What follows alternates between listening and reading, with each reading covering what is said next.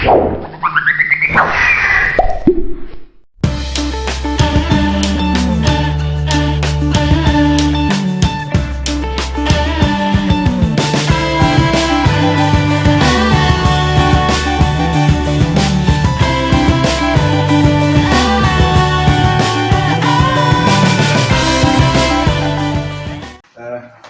warahmatullahi wabarakatuh. Waalaikumsalam warahmatullahi wabarakatuh. Selamat siang Bapak Kepala Sekolah, Bapak Haji Zaidri. Ini boleh minta waktunya sebentar ya Pak? Ya, bisa. Ini saya mau mewawancarai Bapak terkait dengan ini Pak, tentang kepemimpinan kepala sekolah khususnya dalam tindakan pengambilan keputusan. Ya. Ini ada beberapa hal yang ingin saya tanyakan ya Pak ya.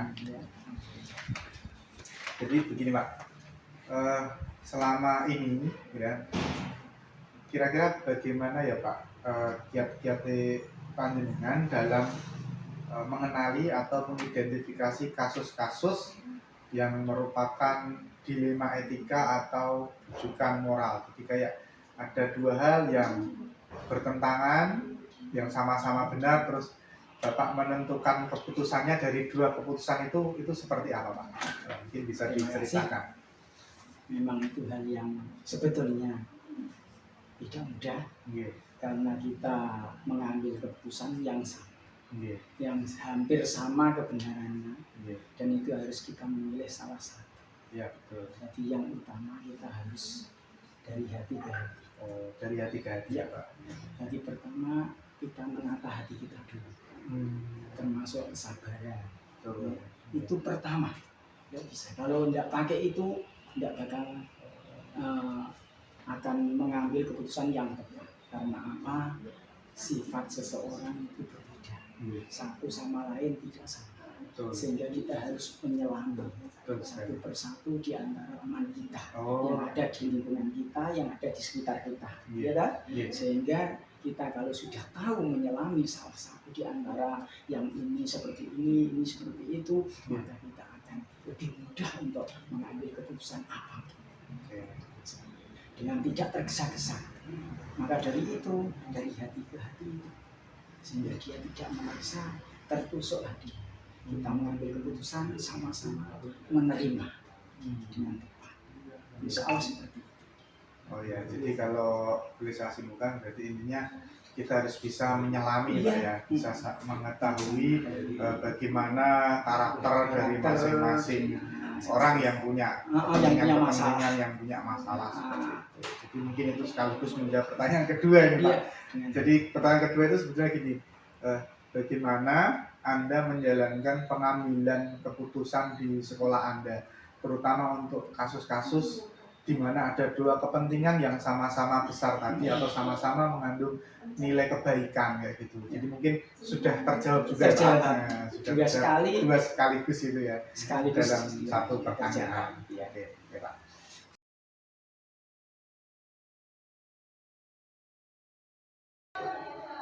Assalamualaikum warahmatullahi wabarakatuh. Selamat pagi Bu Surip, apa kabar?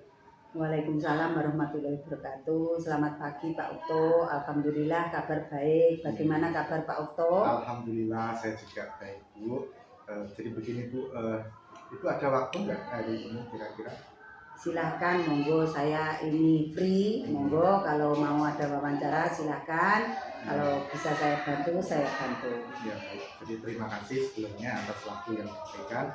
Jadi di sini saya hendak ini Bu melakukan wawancara terkait dengan kebijakan kepala sekolah dalam mengambil suatu keputusan-keputusan yang berkaitan dengan dilema etika dan juga rujukan moral seperti itu. Ini nanti ada beberapa pertanyaan dari saya, mungkin nanti Bu Surip bisa membantu untuk menjawab pertanyaan tersebut. Ya.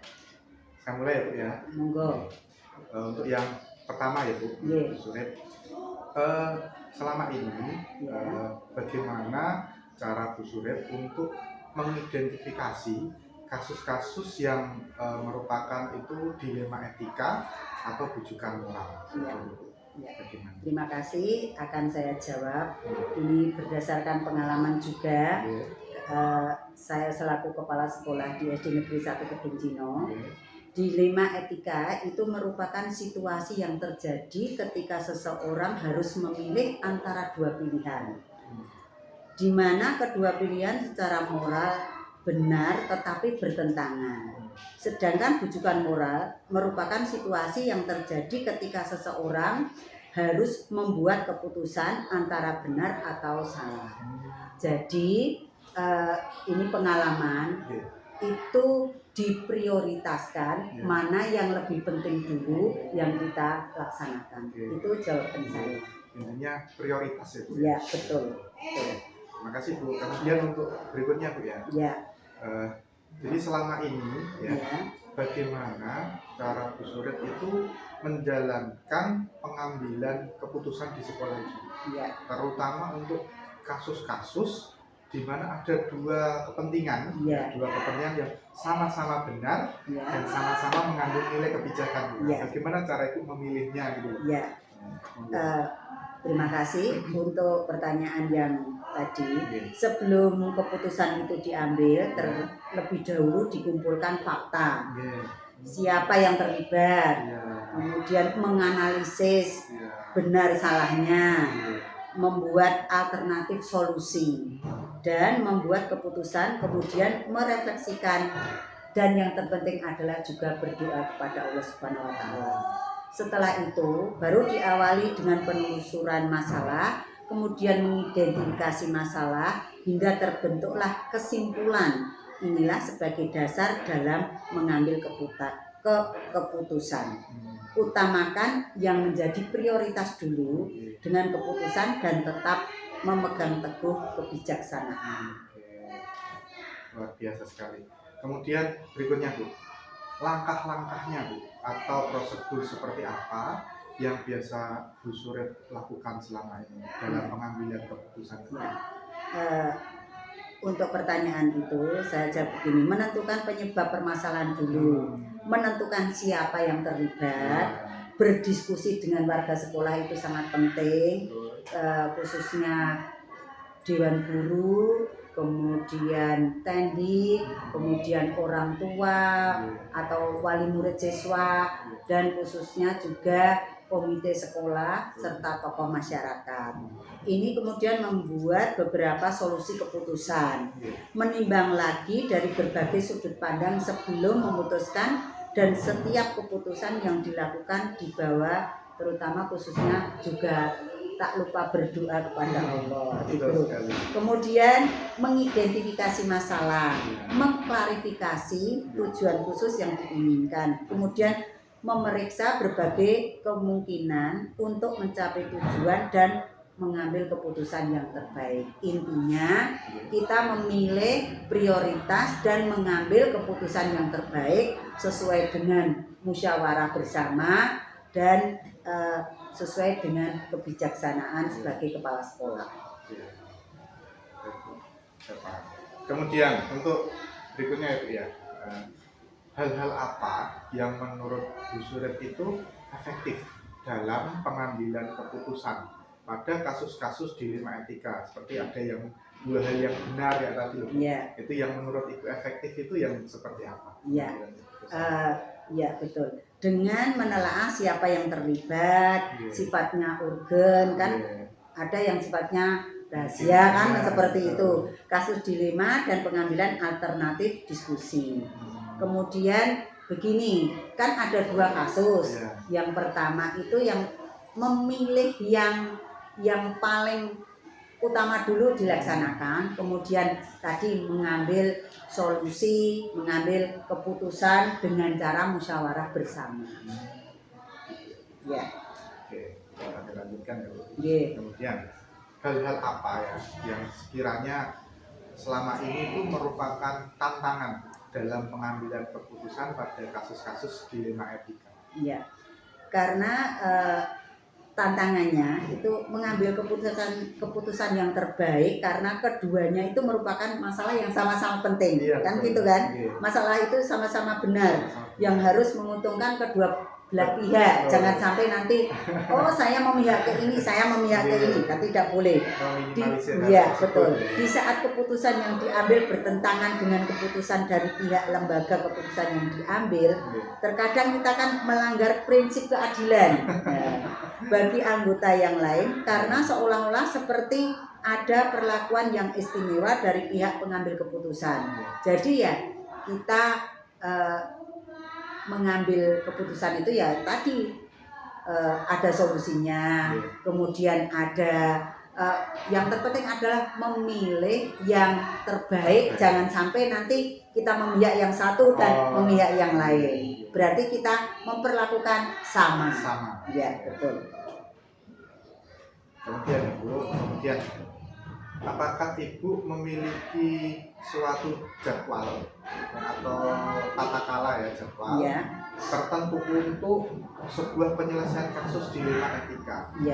Apakah Ibu langsung ketika menemukan masalah itu langsung diselesaikan di tempat saat itu juga, atau punya jadwal kapan masalah ini diselesaikan, bentuk dan prosedurnya itu seperti apa untuk dijalankan, itu bagaimana? Gini, kita melihat dari kasus dilema tersebut. Nah, misalnya kasus itu bisa diselesaikan pada hari itu, ya kita harus menyelesaikan pada hari itu juga. Jangan kita menunda-nunda masalah yang nanti malah akan menjadi bertambah masalah banyak. Misalnya masalah itu kok tidak bisa diselesaikan pada hari itu, kita bisa membuat jadwal, kita musyawarahkan dengan Dewan Guru, dengan tendik, dengan tokoh pendidikan, dengan wali murid, dengan komite. Bagaimana pihak-pihak yang terlibat, bagaimana solusi yang terbaik. Kemudian adakah seseorang atau mungkin faktor-faktor apa yang selama ini itu mempermudah atau membantu Ibu dalam pengambilan keputusan? Selalu pasti ada. Saya tidak bisa bekerja sendiri. Saya harus bekerja dengan semua pihak. Contohnya dengan Dewan Guru, itu jelas.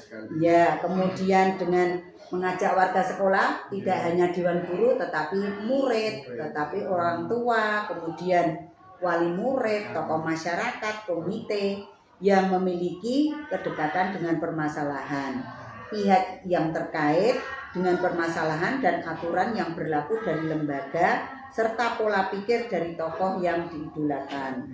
Misalnya ada keluarga dan pihak yang terkait dalam suatu permasalahan.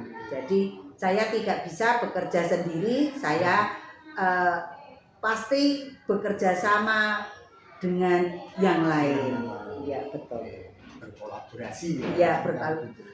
Khususnya juga kepada atasan. Saya juga punya atasan. Misalnya saya tidak bisa mengatasi masalah. Saya bisa mungkin sharing dengan atasan saya. Oke Bu, ini terakhir pertanyaan terakhir. Dari semua hal yang telah Ibu sampaikan tadi, pembelajaran apa yang dapat Ibu petik dari pengalaman Ibu dalam mengambil keputusan dilema etika? Pengalaman saya dalam dilema etika, saya menjadi tentunya lebih bijaksana dalam menganalisis sebuah permasalahan untuk dijadikan pertimbangan menentukan solusi. Setiap pengambilan keputusan harus dilakukan sesuai dengan nilai kebajikan dan berpihak pada murid serta hasil musyawarah bersama. Kemudian dalam setiap pengambilan keputusan pasti akan memiliki resiko, itu jelas. Maka dari itu membuat keputusan yang paling baik adalah meminimalisir resiko yang akan terjadi. Seperti itu jawaban saya. Jadi itu tadi ya Bu, jawaban-jawaban dari pertanyaan-pertanyaan saya sudah dijawab semua dan luar biasa sekali ilmu yang